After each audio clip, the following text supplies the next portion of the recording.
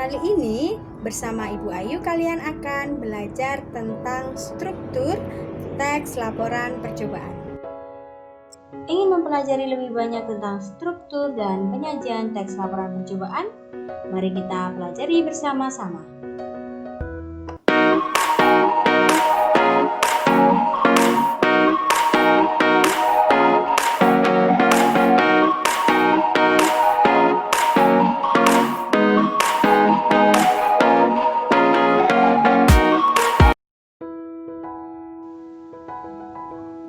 Berikut ini adalah kompetensi dasar yang harus kalian kuasai dalam mempelajari tentang struktur, sistematika, dan kaidah kebahasaan teks laporan percobaan.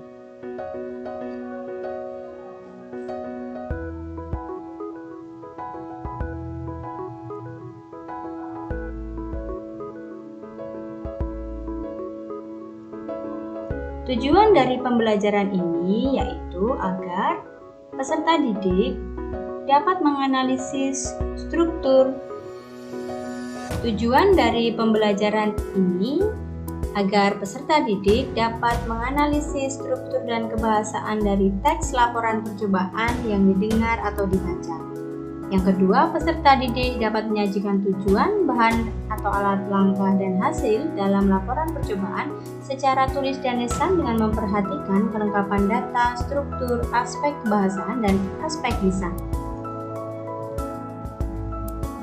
Nah, sebelum kita belajar tentang struktur teks laporan percobaan, mari kita perhatikan sistematika teks laporan percobaan berikut ini. Yang pertama yaitu judul, dan yang kedua yaitu objek percobaan, kemudian yang ketiga adalah pelaku percobaan. Yang keempat yaitu tempat dan waktu percobaan itu dilakukan. Sistematika yang kelima yaitu tujuan. Berikutnya, sistematika yang keenam yaitu bahan dan alat. Dilanjutkan, sistematika yang ketujuh adalah langkah.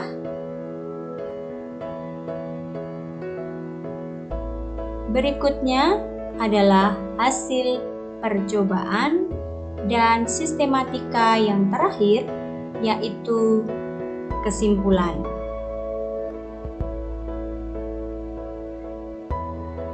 Nah, sekarang mari kita lihat contoh teks laporan percobaan berikut beserta sistematikanya. Nah, dapat kita lihat di sini bahwa sistematika dalam teks laporan percobaan berikut terdiri dari judul, yaitu laporan kegiatan praktikum jaringan silem. Objek percobaannya yaitu jaringan silem itu sendiri, kemudian pelaku percobaannya yaitu Syafira Nurfadilah DKK yang bertempat di SMPN 1 di Polomadini. Tujuannya untuk mengetahui jaringan silem dalam tumbuhan. Sistematika berikutnya yaitu alat dan bahan. Dapat dilihat dalam teks tersebut bahwa dipaparkan alat dan bahan yang digunakan dalam percobaan yang dilakukan. Masuk dalam sistematika teks laporan percobaan berikutnya yaitu langkah-langkah atau prosedur atau cara kerja percobaan. Dalam teks tersebut dipaparkan secara rinci urutan langkah-langkah percobaan yang dilakukan.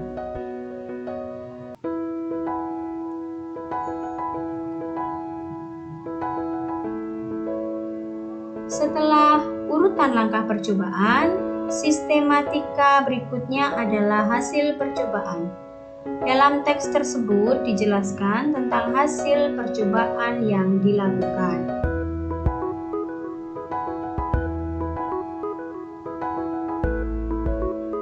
Dan sistematika yang terakhir adalah kesimpulan teks laporan percobaan. Tentunya pada bagian ini adalah bagian yang berisi kesimpulan hasil percobaan yang sudah dilakukan.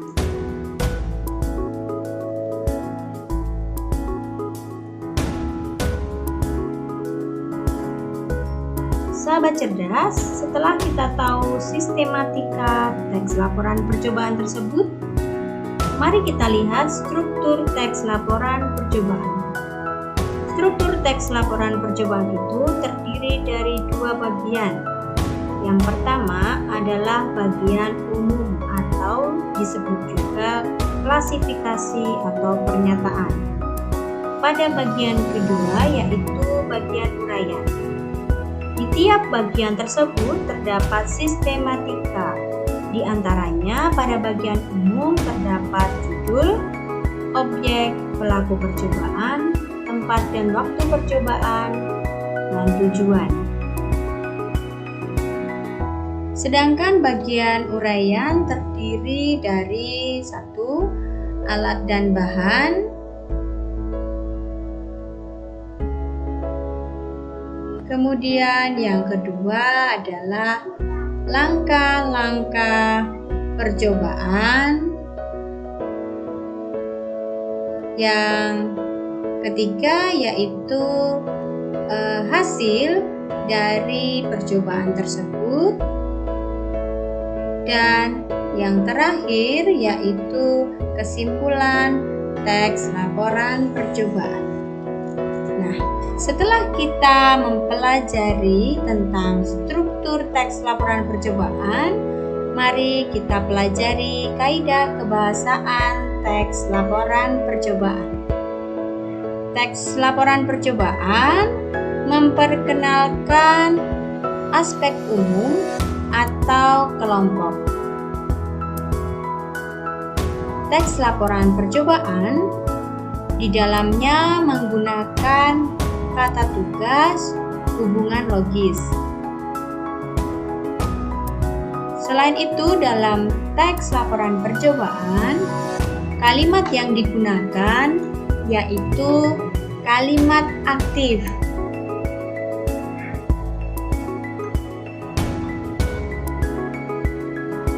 Berikutnya, teks laporan percobaan menggunakan kata kerja aktif untuk menggambarkan proses dan aksi. Teks laporan percobaan biasanya menggunakan kata serapan atau istilah khusus sesuai dengan bidang ilmu yang berkaitan dengan objek yang diamati. Dalam teks laporan percobaan tidak ada urutan waktu dan yang ada hanya urutan kegiatan. Di dalam teks laporan percobaan, kata yang digunakan adalah kata benda dan frasa benda dibandingkan kata ganti orang. Dan biasanya dalam teks laporan percobaan disertai dengan foto, diagram, atau tabel untuk memperkuat hasil pengamatan. Nah, setelah kita tadi sudah memahami apa saja struktur dan ciri kebahasaan dari teks laporan percobaan, sekarang kita akan belajar menyusun teks laporan percobaan. Bagaimana cara menyusun teks laporan percobaan tersebut? Mari kita pelajari bersama-sama. Berikut ini adalah langkah-langkah menyusun teks laporan percobaan dengan memperhatikan struktur, sistematika, dan kaidah kebahasaan. Yang pertama yaitu langkah yang dilakukan adalah menentukan judul percobaan sesuai dengan objek yang diamati atau diteliti. Langkah kedua yaitu menyusun tujuan percobaan berdasarkan percobaan yang telah dilakukan. Langkah ketiga yaitu menyusun teks laporan percobaan berdasarkan struktur teks laporan percobaan. Dan langkah yang terakhir, jangan lupa pergunakan bahasa sesuai dengan pedoman umum ejaan bahasa Indonesia saat menyusun teks laporan percobaan. Nah, demikian tadi sudah kita pelajari struktur, kemudian kemudian kaidah kebahasaan, dan juga bagaimana cara menyusun teks laporan percobaan. Tentunya mudah untuk dipelajari, bukan? Nah, sekarang kalian dapat dengan mudah mengenal apa itu teks laporan percobaan dan kalian juga bisa praktek menulis teks laporan percobaan. Tentunya dengan memperhatikan struktur dan kaidah kebahasaan dari teks laporan percobaan. Selamat mencoba dan semangat belajar.